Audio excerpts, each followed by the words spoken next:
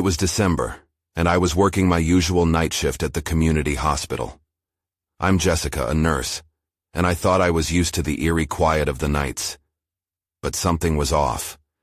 The pale walls seemed to close in, and the flickering lights created shadows that twisted unnervingly. On my first shift that week, I walked down the cold hallway checking on patients as usual. It was quiet, maybe too quiet. I noticed a light flickering in one of the rooms. I figured it was just an old bulb, but a chill hit me deep in my bones. I shrugged it off. It must have been the hour getting to me. As the week progressed, I started hearing footsteps echoing down the hall. At first, I thought it was another staff member, but every time I stopped to listen, all I heard was silence. It felt strange, like being watched. When I passed the empty waiting area, a cold wave crept up my spine. I told myself it was just nerves. One night, while documenting a patient's progress, the lights flickered again, and I shook. I was alone. My heart raced. It was probably nothing, yet the flickering grew more frequent, like it was trying to grab my attention. I glanced back at the waiting area. Just shadows. Nothing else. Another night, while looking for some files, I stumbled upon an old patient chart. The name caught my eye, but I couldn't remember why. As I flipped through the pages, I found disturbing notes about strange noises and sightings. They mentioned a tragic event from 20 years ago. My stomach twisted. Was I experiencing the same things? It seemed like a ghost story, but the footsteps didn't let up. Then one night changed everything. I walked past that room again, drawn to the flickering light. I hesitated, staring into the darkness. That's when I heard it. Soft footsteps behind me. I turned fast, my heart pounding. No one was there. I stood frozen. I wanted to yell out, but the words wouldn't come. A shiver ran through me. I felt something, a presence that I couldn't see. I wanted to leave.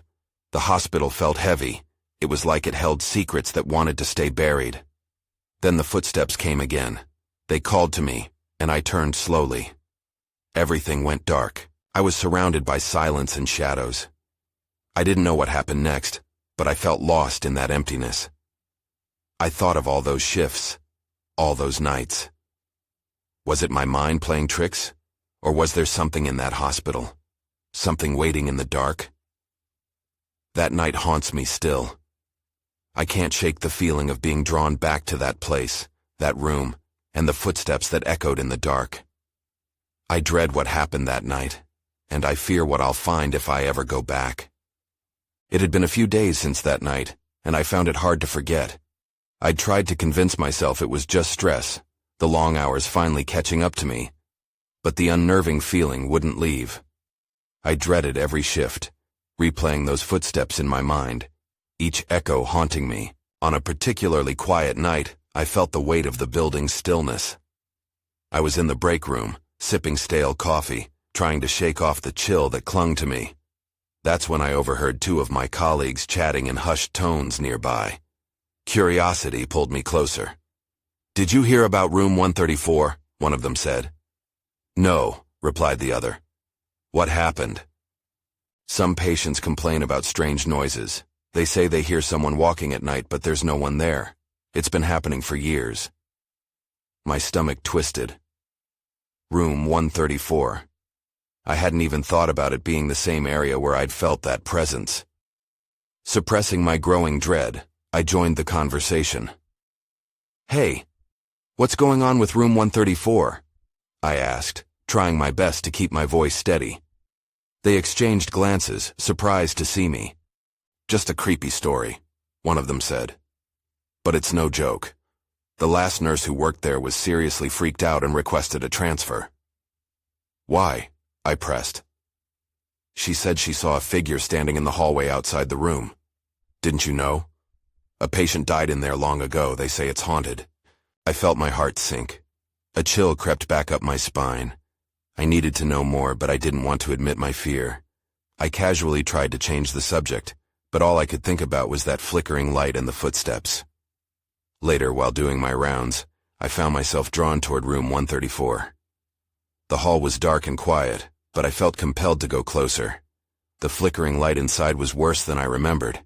It danced erratically, almost taunting me. I peered in through the glass. The room was empty, but the air felt charged. Something about it made me uneasy. As I stepped back, the door creaked open on its own. I froze, uncertainty clawing at my mind. Then, against my better judgment, I stepped inside. The flicker stopped, and the room felt too still. My breath quickened. That's when I heard it again. The faint footsteps, this time more distinct, coming from the hallway. They were closer and quicker, like they knew I was there. I spun around, my heart racing. Nobody was there, but the footsteps echoed again, and this time they continued past the door and faded into the distance. That's when I saw it. A slip of paper on the floor, as if someone had dropped it in a hurry. I picked it up and my hands trembled. A name was scrawled on it. The same name from the old patient chart. I felt my stomach drop. It could mean nothing, or it could mean everything. Questions flooded my mind as the lights flickered again. Was I meant to find this? What did it all mean? I stepped back, clutching the paper tightly. The flickering lights dimmed before going out entirely, plunging me into darkness. Something felt terribly wrong and I needed an answer.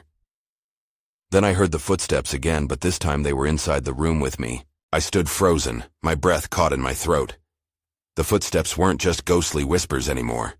They echoed through the still room, almost mocking my fear. In the pitch darkness, I felt completely vulnerable. "Hello?" I called out, my voice trembling. No response, just silence and the sound of those relentless footsteps. They moved around me, soft and hesitant at first, but building in urgency, as if someone or something was pacing a small circle just out of my line of sight. I clutched the paper in my hand, trying to steady myself. Just then, a light flickered back on, bathing the room in a dim yellow glow. I blinked, disoriented. Looking around, I saw nothing unusual. The bed was undisturbed, the machine silent. But the air felt different, heavier, as if it held unspoken words just waiting to be released. I leaned against the wall, trying to collect my thoughts. The name on the paper was still fresh in my mind, but the connection, the reason I had been drawn here, evaded me. It was the name of the patient, Sarah. Just a name, or so I had thought. What if there was more? Suddenly, the footsteps returned, this time louder, more frantic. They were no longer circling. They were headed straight toward me. My heart raced as I backed away. I wanted to run, to escape the madness, but my feet refused to move, glued to the floor by an invisible weight. And then I saw her. In the far corner of the room, barely illuminated by the sickly light, stood a figure. It was a woman, her face obscured by shadow. Panic surged through me. Every instinct screamed for me to flee, yet I remained rooted in place. "Who are you?" I croaked, my voice barely a whisper. No answer came. Instead, she stepped forward, and I felt my stomach drop. The flickering light illuminated her just enough for me to see. Her eyes were dark, hollow, filled with an agony that transcended words. That moment felt like an eternity. As she came closer, a sound broke the silence, a soft sob, or a gasp. It chilled me more than the draft in the room. I finally found a spark of courage. I turned to sprint from the room, but the door slammed shut. Panic gripped me. I frantically pushed against the door, but it wouldn't budge. The figure, that dreadful woman, continued to approach, her presence growing stronger. I could feel the air crackling with tension, heavy with something terrible. Then I remembered the paper clenched in my fist. With resolve, I held it up. "Sarah?" I said, my voice quivering. "Is that you?" In response, the light flickered violently. With each flicker, the figure seemed to shift, almost becoming more solid, more real. I took one step back, and in that moment, I saw something in her hand. A small object glittering faintly in the darkness. It looked like a necklace, but it carried an aura of deep sorrow. "What do you want?" I shouted, grappling with desperation. The footsteps halted. For a moment, the world around me felt suspended, waiting for an answer from the shadows. I was terrified but somehow unable to look away. Then, with a sudden rush, everything dimmed, plunging me into the deepest black I'd ever known. What I felt next sent a surge of pain through my chest, an unbearable sense of loss. I was not just in a room. I was in an echo of grief. As the darkness whispered around me, I realized this was far from over. I needed to understand what had happened to Sarah. But could I survive this night? Then, a soft voice broke through the silence. "Help me." I opened my eyes, but the darkness felt thicker than before. It stretched around me, biting into my very soul. The woman's voice was faint, like a distant echo, but it reverberated through my mind, pulling me deeper into my own fears. "Help me." The plea was urgent. It felt like a lifeline, yet I was still shackled by confusion. "Where are you?" I called out, my own trembling voice sounding foreign in my ears. I stepped forward, inching into the inky void around me. My heart thudded in rhythm with my desperate search for Sarah. The air crackled with energy, chilling me, and for a moment I thought I could hear her sobbing again. It was a sound that scraped against my sanity. I swallowed hard, refusing to let fear paralyze me any longer. I had to find her. There had to be a reason for this. Then suddenly the lights flickered back on, illuminating the room in that sickly yellow glow once more. Nothing had changed, yet everything felt different. I was alone, but the feeling of presence surrounded me. I glanced around frantically, half expecting the figure to reappear out of the shadows. The paper still crumpled tightly in my fist caught my eye. I unrolled it under the light. Sarah's name was written there, but some small detail began to emerge. A date, my own birthday, written beneath her name. A chill raced down my spine. Why would her name and that date be connected? My breath quickened as pieces of a puzzle threatened to slide into place. I was swept away by a tidal wave of urgency. What had happened to her? "Sarah, can you hear me?" I asked, louder this time, desperate for any sign. I waited, every nerve on edge. And then, the whispers returned, overlapping like the chaotic flaps of paper. They weren't just sounds, but words this time, faint memories and emotions, filling the air with a raw energy. I couldn't comprehend them, but I knew they were tied to her. My pulse quickened as the realizations hit me, heavy and oppressive. I scanned the room again, searching for anything that could help clarify the connection between us. My eyes landed on the window. The moon shone brightly, its light spilling through the glass. As I approached it, a sudden flash of movement caught my eye. A dark figure darted past the window, a shadow that seemed fleeting. Instinctive panic clawed at me. I turned quickly, heart hammering, but there was nothing behind me. Then the lights flickered violently. The room trembled with the weight of another presence. "Help me!" The sound was closer now. I gasped and stumbled backward, but then I felt it. A single tear streamed down my cheek.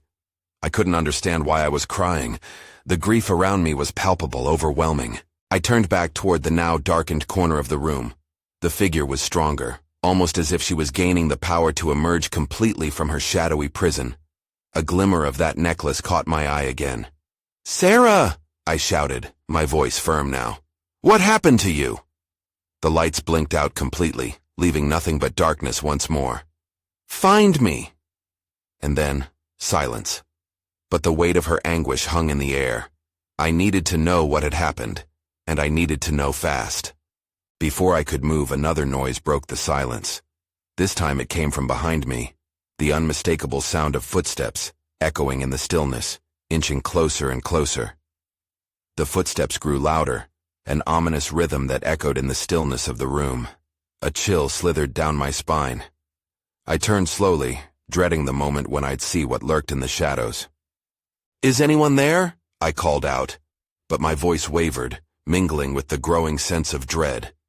The air felt heavier, thick with an energy that was both foreign and familiar. I held my breath, straining to hear anything over the beating of my own heart. The footsteps paused. I waited, every muscle in my body tense, ready to run or fight. The silence was deafening, until it was broken by the creaking sound of the door. Had I left it open? "Sarah?" I whispered, the name feeling like a fragile thread that connected me to her. I took a step toward the door, cautious. The moment I did, the lights flickered back on. This time they stuttered like they were on the verge of failing completely. I squinted against the sudden brightness. And then I saw it. A figure. Just a silhouette, standing at the threshold. It was a woman, shadowy and indistinct, but the familiar contours of her face cut through the darkness like a beacon. "Sarah!" I yelled, a mix of hope and terror swelling in my chest. I took another step forward, but she recoiled slightly. "Don't! That's not me!" Her voice crackled like a broken radio, distant yet close enough to chill my bones. "What do you mean? Where are you?" I pleaded, confusion and fear coloring my words. "I'm trapped.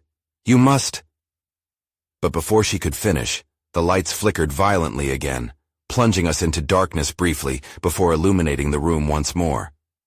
In that second of blackness, I felt a rush of air. A whisper brushed past my ear. It was warmer than the cold that had swaddled me moments before. My heart raced. Something was not right. The weight of dread pressed heavier on my chest. The figure was gone. The room felt emptier than before, the shadows now swallowing every corner, making it impossible to tell if she had ever truly been there at all. Frustration bubbled inside me. The connection was there. Why was I so helpless? I glanced back at the paper clenched in my hand, hoping it would provide further guidance. Instead, I found nothing new. A noise from behind me. Soft, hesitant footfalls returned. I spun around, adrenaline surging. The lights flickered again, longer this time, casting an unsettling strobe effect. And that's when I saw it. A dark shape lay on the floor in front of the door, something that shimmered just beyond the reach of the light. Heart in my throat, I knelt to examine it. A necklace, a beautiful silver chain, featuring a charm that was too familiar. "Sarah's necklace," I whispered in awe. How had it gotten here? I felt a jolt of realization. This was a clue. I had to know how it linked to the ominous footsteps. Suddenly, a piercing scream pierced through the shadows, making the hairs on my arms stand on end. It was coming from the hallway. There was no time to waste. Gathering what little courage I had, I jumped to my feet and rushed toward the door. Whatever was out there, I needed to face it. The shadows seemed to whisper as I approached, an invitation or a warning. It was impossible to tell. The next step could either lead me deeper into the darkness or closer to the truth.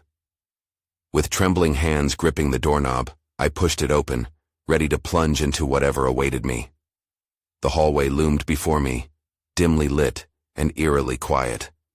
My heart thumped loudly in my chest as I took my first tentative step outside the room. The air felt thicker here, as if the very walls were holding their breath, waiting for something to happen. I had to find Sarah. The scream echoed again, louder this time, sending shivers racing down my spine. It was unmistakably hers. I sprinted down the corridor, the sound of my footsteps muffled against the linoleum floor. I glanced at the doors as I passed. The patients were asleep, oblivious to the horror unfolding. I reached the nurse's station, my pulse racing. It was empty. Where was everyone? I darted to the end of the hallway where the scream had come from. With every approach, I felt a sense of urgency pressing me forward, but doubt clawed at my mind. What if she wasn't here? Then, out of nowhere, the lights flickered again, plunging me into darkness. I stumbled, disoriented, but before I could call out, a door creaked open. A figure stepped into the faint light, tall, shadowy, and menacing. My breath caught in my throat as the shape moved toward me, ghostly and unpredictable. "Help me," a voice pleaded, but it didn't sound like Sarah. It was low, almost mocking. The figure's features were indistinct, like trying to remember a dream. "Who are you?" I demanded, forcing my voice to stay steady. "I'm your answer, but not the one you seek," it hissed, the words curling around me like smoke. My instincts screamed at me to run, but I couldn't tear my gaze away. "Where is Sarah?" I pressed, feeling desperation seep into my voice. "Find her," the figure replied cryptically, and then it faded into the shadows as quickly as it had appeared, leaving me alone with only the flickering lights to accompany my fear. I took a step back, my heart racing, trying to make sense of what just happened. The hallway felt even longer now. The air chilled, and my breath formed small clouds as I glanced behind me, half expecting someone to be there. Then I noticed it. A door slightly ajar at the far end of the hall, illuminated by a flickering light. I approached it slowly, my heart pounding louder with each step. What if it led to something horrible? What if Sarah was behind that door? I pushed it open, and as the hinges squeaked, I was hit by a wave of that same warmth and cold at the same time. The room was dark, only illuminated by a single bulb that swung gently, casting eerie shadows on the walls. It smelled of antiseptic, and something else, something I couldn't quite place. "Sarah?" I called out again, my voice catching slightly in my throat. In the corner of the room, partially obscured by some equipment, I thought I saw her. "Sarah!" I shouted, rushing forward, but as I reached the spot, the figure disappeared into the shadows. My heart dropped. Frustration coursed through me. I was losing her. Then I noticed something on the floor. More jewelry. I knelt down to pick it up, my hands trembling.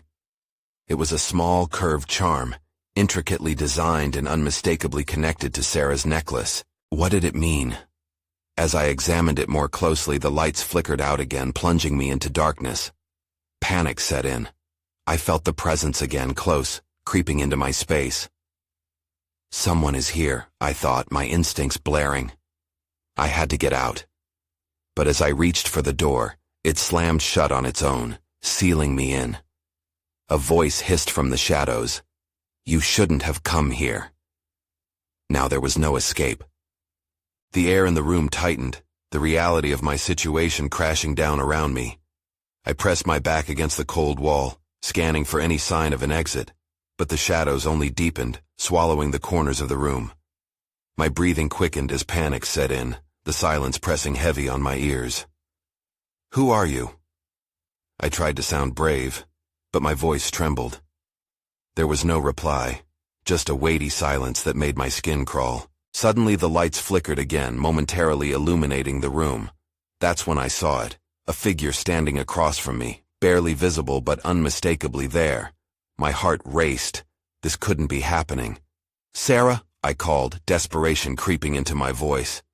The figure took a step forward, the sound like a whisper against the floor. I knew now it wasn't her. "Why are you here?" It was the same voice, low and mocking, yet colder this time. There was an edge to it that sent chills running down my spine. "I came to find her," I shouted. "What do you want?" The figure remained still, and I prepared to bolt for the door, but as I moved, it lunged toward me, faster than I could react. I screamed and stumbled backward, my knees hitting the floor, but I didn't look away. The shadow seemed almost human, but its features twisted into a grotesque smile. "Answers," it hissed, the word dripping like poison. "You think you came for her, but perhaps you were meant for this moment." I didn't understand, and I felt a surge of anger replace my fear. "I don't want whatever this is," I shouted. I pushed myself up, my palms sweating as I looked for a weapon, anything to protect myself. And then I saw it, an old metal tray on a nearby counter. With a determined rush, I grabbed it, brandishing it in front of me like a shield. "Get away from me." The figure paused, and for a moment the room filled with a heavy tension, as if the air itself was waiting. "You cannot escape what you do not understand," it said, its voice dripping with disdain. Before I could respond, the lights flickered one final time, and the figure vanished, leaving me standing alone in the eerie glow of the swinging bulb. I felt the door behind me still sealed, still holding me back. My mind raced as I racked my brain for a way out. The charm pulsed in my pocket, reminding me of Sarah. I needed to focus. That's when I heard it. The faint sound of footsteps echoing from beyond the door, too clear to be a trick of my mind. They were coming closer. I pressed my ear against the door, willing the wood to tell me more. "Sarah!" I called. Though I feared it wouldn't be her, I had to risk it. I backed up and slammed my foot against the door, hoping the impact would loosen whatever held it shut. It budged, just slightly, enough to send a sliver of light cutting into the darkness. A rush of hope flooded me. Just as I was about to kick again, a soft, anguished cry echoed through the crack, and my heart sank. "Help me!" It sounded like Sarah. But the voice was faint, almost drowned out by the approaching footsteps. Then I saw it, a flash of movement at the corner of my eye. It was back. Desperation clawed at me. I was running out of time. I could feel the weight of the moment pressing down on me. The flickering lights were no longer just a malfunction. They felt like a countdown. I glanced over my shoulder, half expecting that figure to spring back into sight. But there was nothing, just shadows lingering in the corners. "Help me!" The voice again. Sarah's voice. It pierced through the suffocating darkness, but it was so faint. I needed to act fast. With newfound determination, I pushed against the door again. This time I put all my weight into it, my shoulder meeting the wood with a solid thud. It shifted further, and a sliver of light widened into a beam. I risked another glance at the shadows before making my move. With one last shove, the door creaked open, revealing a dimly lit hallway beyond. The air felt charged, like a storm was brewing, and I took a step outside, heart hammering in my chest. To my left, the corridor extended into darkness. To my right, a flickering light illuminated the way, its eerie glow beckoning me forward. "Sarah," I called again, desperation tinged with urgency. I hesitated, unwilling to give in to fear. The echo of her cry still clung to the air, driving me forward despite the chill creeping down my spine. I turned to the right, following the warning light as it flickered nervously. Each step felt heavy, unnaturally loud against the silence that enveloped me. As I moved, I could hear the footsteps again, a rhythmic patter that seemed to be keeping pace just ahead of me. Suddenly, the lights above me flickered once more, casting strange shadows along the wall. The haunting sight revealed the distorted edges of familiar objects. An old cart, a forgotten chair, reminders of this place that suddenly felt foreign and menacing. I tightened my grip on the tray, reminding myself it was my only protection. As I continued down the hall, the cries faded, swallowed by the darkness. I felt my stomach twist. "No, Sarah, I'm coming." I pushed myself harder, adrenaline fueling my speed. My senses heightened, every creak and whisper echoing in my mind. But then I stopped dead in my tracks. A shape emerged at the end of the hallway, a silhouette standing perfectly still. My breath caught. Was it her? "Sarah," I croaked, straining to discern the details, but the figure didn't move. It remained shrouded in shadow, and dread pooled in my stomach. Then, against my better judgment, I took a cautious step forward. "Please, if that's you, say something." But the figure shifted slightly, and as the lights flickered a final time, I caught a glint of something sharp in its hands. My heart raced as I stumbled backward, realizing it wasn't Sarah at all. It laughed, a chilling sound that cut through the air, and I turned to run. I needed to get back to the door. I had to escape whatever this was. Just as I spun around, the walls seemed to close in on me. The footsteps grew louder, surrounding me. I was not alone, and panic surged. Whatever darkness followed had found me, and now there was nowhere left to hide. I sprinted down the hallway, the echo of my footsteps mingling with the unseen ones that haunted me. Each corner turned felt like a gamble, each whisper of air a reminder that I was being watched. The darkness closed in, heavier now, urging me to quicken my pace. My heart raced with the pounding rhythm of my feet against the cold tiles. I reached the door I had come through, slamming my palm against the handle. It rattled, but it wouldn't budge. Panic surged again. Shouldn't it have been ajar? I yanked on the handle harder, but it only laughed at my attempts, stubborn and unnerving. The shadowy figure was somewhere behind me. My muscles coiled with dread. I needed a plan. As I glanced back, I saw the dim outline shift, a momentary vision that sent a chill racing through me. I couldn't let it get closer. "Sarah!" I shouted, my voice a desperate plea in the echoing hollow. I heard nothing in reply, just the mocking laughter from the figure. I had to keep moving. There had to be another way out. I dashed further down the length of the corridor, my tray clanging against my side, sounding louder than all my other fears combined. The flickering lights illuminated something else, a doorframe to my left, slightly ajar. I had no choice but to take a chance. I slipped inside, squeezing into the small office space. It was cluttered with dusty files and forgotten medical equipment. My lungs burned as I breathed in stale air. I pressed my back against the wall, straining to regain my composure. But I heard it then. A scraping sound. Something heavy being dragged across the floor outside. Keeping my breath quiet, I peeked through a gap in the door. The figure hovered at the end of the hallway, still and ominous. Shadows danced around it, and for a moment, I felt as if I were locked in a nightmare. Then, without warning, it stepped closer.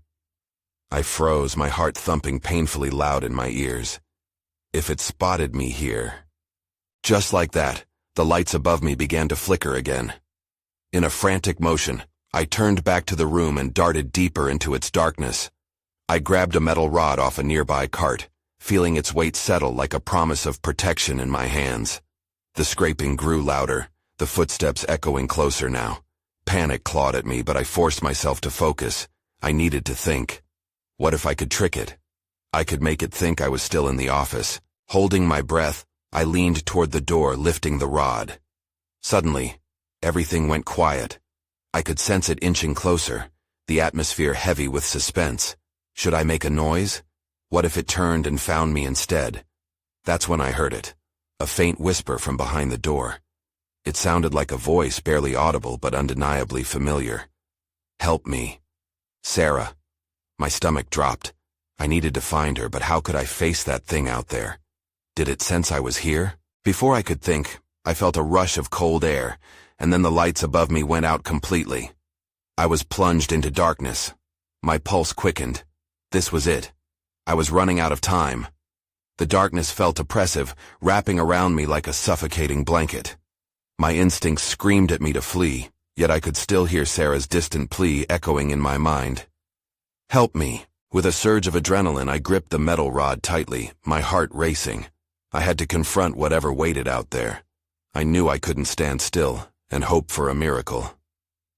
Shuffling on quiet feet, I made my way to the door, fighting the urge to panic. I turned the knob slowly, holding my breath as I peeked into the barely lit hallway. The oppressive silence stretched out before me like a dark abyss. The figure was gone, but I couldn't shake the feeling of being hunted. Sarah? I called again, my voice ringing out in the stillness. I waited, straining to hear any sign of her. Nothing but the quiet hum of the hospital. But there it was, a faint rustle to my right. I took a cautious step forward. Where are you? Then, without warning, the lights flickered back on, illuminating the shadow of a figure darting toward me. It was a trickster, dancing in and out of the light. Fear gripped my heart, but something whispered to me that this shadow hid a truth I had to uncover. Help me. The voice was unmistakably Sarah's, filled with an urgency that cut through my fear. I dashed down the hallway towards the sound. Each step thundered in my ears, but I knew I had to reach her. Stay where you are, I shouted, pushing myself through the tension of the air surrounding me. I could feel it, an invisible barrier built on grief and regret, but I wouldn't hesitate now. If there was a chance Sarah was waiting on the other side, I had to take it. I followed the cries down another dimly lit corridor, and the reality of the situation solidified in my mind. They were intertwined, the footsteps I heard, the haunting presence that taunted me, all part of this darkness that refused to relinquish its hold. I skidded to a stop just past the nurse's station. Before me, the flickering lights cast a strange glow on an open doorway. I hesitated, heart pounding, as the air crackled around me. I thought of the necklace I had found. It felt connected somehow. Perhaps it was all a desperate search for closure, an understanding of the grief that still dwelled here. Sarah! I screamed, pushing my way through the doorway. Inside, the room was filled with chaos, papers strewn across the floor, a chalkboard still marked with the passing of time. It felt like I had stepped into a ghost of a memory, a place no longer tethered to reality. And there, in the corner, stood Sarah. She was barely visible, encased in shadow. Relieving a piece of the darkness, I took a step forward. Jessica, help me. She looked unsteady, her features caught between hope and despair. I'm here, what do you need? I asked, my breath quickening. Find out what happened to me. They won't let me go." A wave of sorrow washed over her words, sending chills down my spine. "Who won't let you?" I pressed, my resolve firm despite the growing uncertainty. "The ones who died with me," she whispered, "trapped in this place. Help bring me peace." The air thickened around us, and I thought I was losing her again. But as she spoke, the figure from earlier emerged, overlapping with Sarah, a grotesque smile twisting on its face. "You're too late," it grinned. "She belongs to us now." "No!" I shouted, the metal rod gripped tightly in my hand. "Sarah, hold on!" The lights cut out again, throwing us into darkness. The figure moved, slithering closer to me. My instinct screamed, but I couldn't abandon her. "Take my hand!" I shouted into the void, reaching out where I thought Sarah's presence lingered. It felt like ice enveloped my fingers, but then warmth surged into my palm, and I felt her grip. I was hesitant to let go. The shadows writhed around us, and Sarah's voice rang clearer amidst the chaos. "Do not let them take me!" In a moment of clarity, I faced the figure, my heart pounding. "You can't have her!" I bellowed, thrusting the metal rod in its direction. It lunged, but I'm not sure it connected. The air shimmered, as if reality itself was bending, and Sarah's grip tightened on my hand. "Breathe," I urged her, and she nodded as the world began to shift around us. White noise surged in the air, a cacophony of memories, lost voices, cries for help. "Let go of the past," I screamed, urging these lost spirits to surrender this moment. Just then, the shadows twisted into wisps of light, fleeting, desperate, and fading. The figure screeched, a howl of frustration that pierced the air like glass shattering. Then, silence.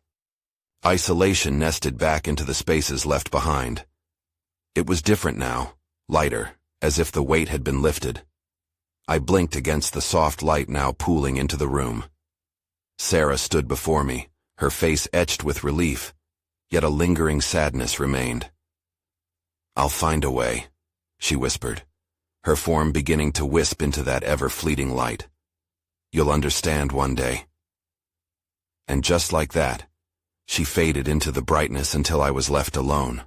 The shadows in the room felt different, gone. The oppressive weight had lifted, but doubt gnawed at the edges of my mind. What had just happened? Had Sarah really been here, or was it a trick of the mind? I moved back into the hallway, the lights now steady. No echoes, no shadows. It felt strange, almost comforting. But as I stepped out of the hospital's suffocating embrace, I knew this wouldn't leave me. I had to know what connection I had to Sarah, to the darkness that still lingered in the corners of my memory.